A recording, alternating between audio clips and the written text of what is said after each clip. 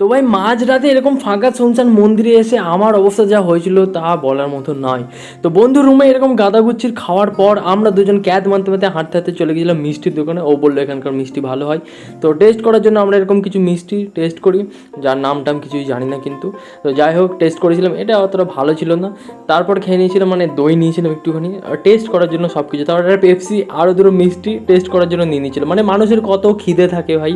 তো তারপর চলে গেছিলাম এরকম একটা জায়গায় হাঁটতে হাঁটতে, অনেকটা হাঁটতে হাঁটতে ভাই গরমের মাঝখানে গিয়ে দেখলাম যে ওখানে সত্যিই শান্তি আছে। তুমি মানে লিটারালি মানে আমি দেখলাম যে শান্তি আছে ওখানে, মানুষের কোনো হুটোপাটা নেই, তুমি দেখলেই বুঝতে পারবে কারো কোনো কেয়ার নেই ভাই। মানুষজন খালি গায়ে লিটারালি মানে কিছুজন স্নান করছিল, আর আমরা গরমের মাঝখানে তখন গেছি ভাই। তো আমরা বসে বললাম এরকম গঙ্গার পাড়ে ভাই। তো এরকম হাওয়া দিচ্ছিলো, ফুরফুরে ব্যাপক হাওয়া দিচ্ছিলো, মনে হচ্ছিলো ভাই স্নান করে নিই। তো তারপরে পুরো জলে টলে একটু পা দিলাম, মানে পুরো সুকুন ছিল ভাই। তারপরে চলে এসেছিলাম এরকম মন্দির, যেখানে সারি সারি ভাই শিবের মন্দির ছিল, আর এখানটা একটা শিবলিঙ্গ ছিল। আর মাঝরাতে এরকম দক্ষিণাকালী মায়ের মানে মন্দিরের সামনে, যেটা বন্ধ ছিল অবভিয়াসলি, রাত্রি 12টার সময় কার কী খোলা থাকে। যাই হোক, তারপরে মন্দির টন্দির দেখার পর সবই শিবের মন্দির, তোমরা কমেন্টে হর হর মহাদেব লিখে দিতে পারো। আর আমরা 1টা 1:30টার দিকে এরকমভাবে ভুতুরে ভুতুরে বাড়ির পাশ দিয়ে ভাই বাড়ি যাচ্ছিলাম, খুব তো ভয় লাগছিল।